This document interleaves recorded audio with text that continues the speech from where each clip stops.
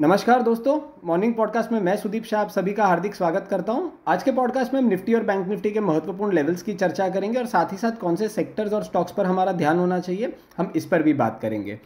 अब दोस्तों, लगातार दूसरे दिन हमने देखा था कि निफ्टी और बैंक निफ्टी एक बहुत ही टाइट रेंज में ट्रेड कर रहे थे और निफ्टी और बैंक निफ्टी दोनों ने जो पिछला सेशन था वो तकरीबन एक फ्लैट नोट पे क्लोज किया था, जहाँ पे निफ्टी 40-50 पॉइंट नेगेटिव और bank Nifty 20-25 point positive close हुआ था।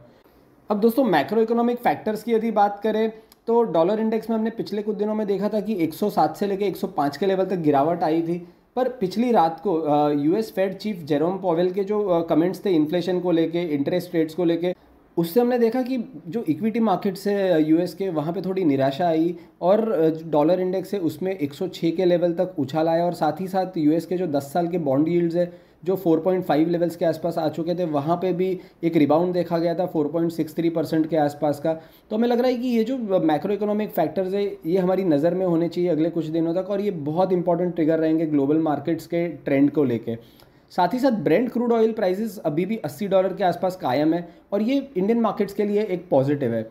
और दोस्तों, ग्लोबल इक्विटी मार्केट्स की यदि बात करें तो डाउ जोन्स और एसएनपी में लगातार 8 दिन के जो उछाल के बाद हमने देखा कि कल के एक सेशन में थोड़ा प्रॉफिट बुकिंग देखा गया था, और ये खास करके जो बढ़े हुए बॉन्ड यील्ड्स हैं 4.5 लेवल से 4.63 तक, ये उसी के कारण हुआ है।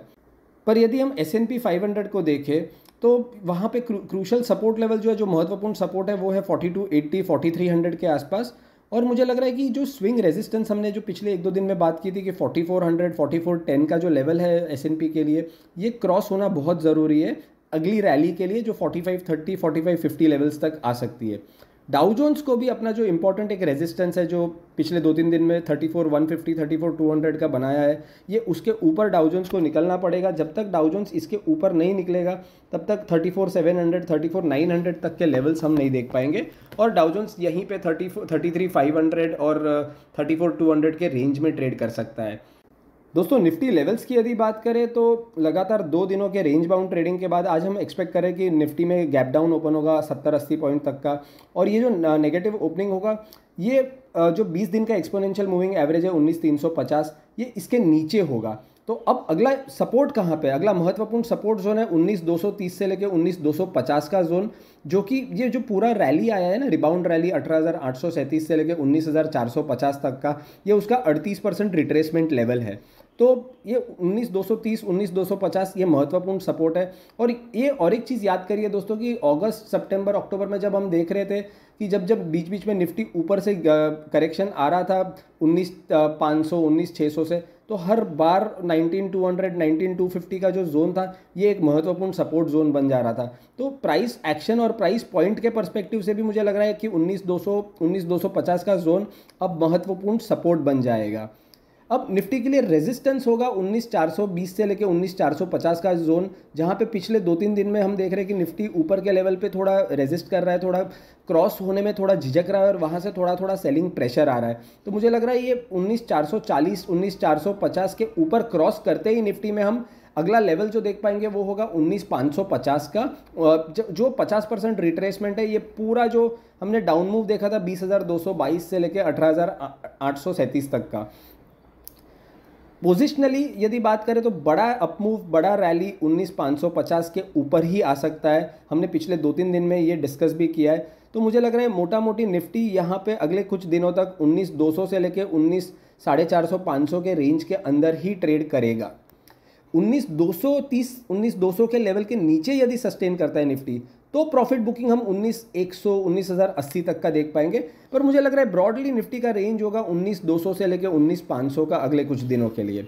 दोस्तों, ओपन इंटरेस्ट डेटा की यदि बात करें तो पुट राइटिंग हो रहा है 19,400 और 19,200 के स्ट्राइक प्राइजेस पर नई वीकली सीरीज़ में, और कॉल्स की तरफ देखें तो 19,500 और 19,800 के स्ट्राइक प्राइस पर बहुत ज़्यादा एग्रेसिव राइटिंग हो रहा है। तो इसी की वजह से लग रहा है कि हमें कि ओवरऑल जो सपोर्ट होगा 19,230 19,250 का रहेगा, और ऊपर की तरफ की रेंज रहेगी 19,430 से लेकर 19,450 की।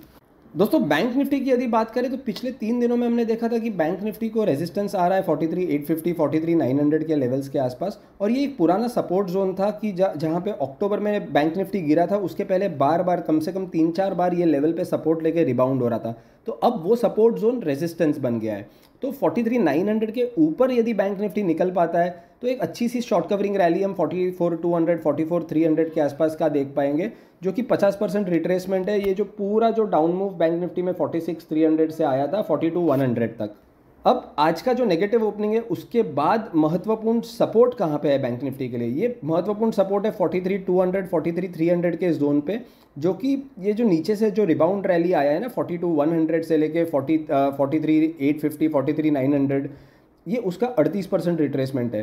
तो ये दोस्तों ये रिट्रेसमेंट लेवल्स बहुत इंपॉर्टेंट होते हैं सपोर्ट और रेजिस्टेंस निकालने के लिए, और ये बहुत महत्वपूर्ण लाइव मार्केट में बहुत ज़्यादा हेल्प करते हैं। तो ये लेवल्स हमारी नज़र के सामने होने चाहिए कि महत्वपूर्ण सपोर्ट अब है 43,250 से लेके 43,200 के आसपास, और यदि 43,200 250 के नीचे बैंक निफ्टी फिसलता है तो 43,000 42,800 के लेवल्स बैंक निफ्टी में आ सकते हैं।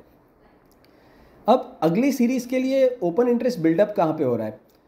अगली सीरीज़ के लिए कॉल्स की तरफ ओपन इंटरेस्ट बिल्डअप हो रहा है 43,800 और 44,000 स्ट्राइक प्राइजेस पर, और पुट्स की तरफ हो रहा है 43,500 और 43,700 के स्ट्राइक प्राइजेस पर, जिससे हमें एक मोटा मोटी एक ट्रेडिंग रेंज मिल रही है 43,200 से लेके 44,000 के बीच में।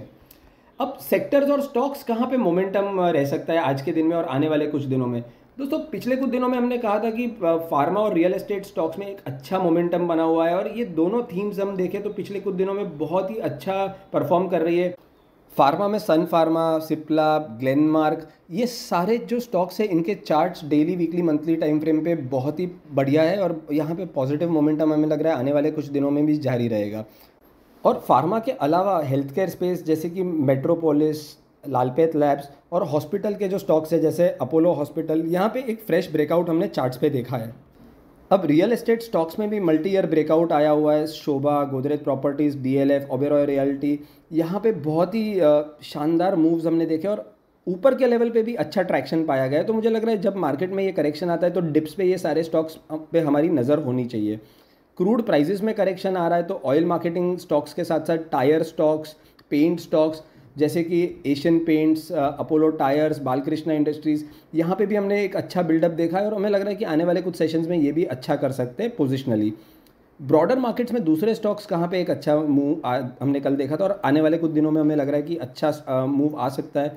वो है Larsen, Info Edge, M&M, IndusInd bank, TVS motors, HAL। ये सारे स्टॉक्स में चार्ट्स भी सपोर्टिव है और डेरिवेटिव डेटा भी अच्छा बन रहा है। दोस्तों FII DII डेटा की यदि बात करें तो कैश सेगमेंट में इन्होंने कल के सेशन में 1700 करोड़ तक का सेलिंग किया था, और DIIs ने तकरीबन 1500 करोड़ का बाइंग किया है। FIIs का जो लॉन्ग शॉर्ट रेशियो है इंडेक्स फ्यूचर्स का, ये अभी भी 19-20% के आसपास है, जो कि वीक नंबर है, और इन्होंने कल के सेशन में कुछ 400-420 इंडेक्स फ्यूचर के शॉर्ट पोजीशंस नहीं बनाई है।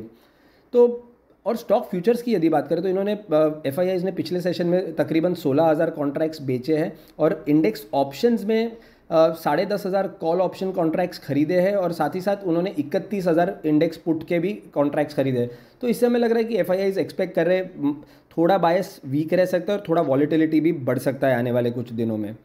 तो चलिए दोस्तों, आज के पॉडकास्ट में बस इतना ही। आप सभी का शुक्रिया ये पॉडकास्ट को नियमित सुनने के लिए और हमें इतना प्यार देने के लिए। उम्मीद है आप सभी को इससे अपने ट्रेडिंग डिसीजन लेने में काफ़ी फायदा होता होगा। Thank you all. Investment in securities market are subject to market risks. Read all the related documents carefully before investing.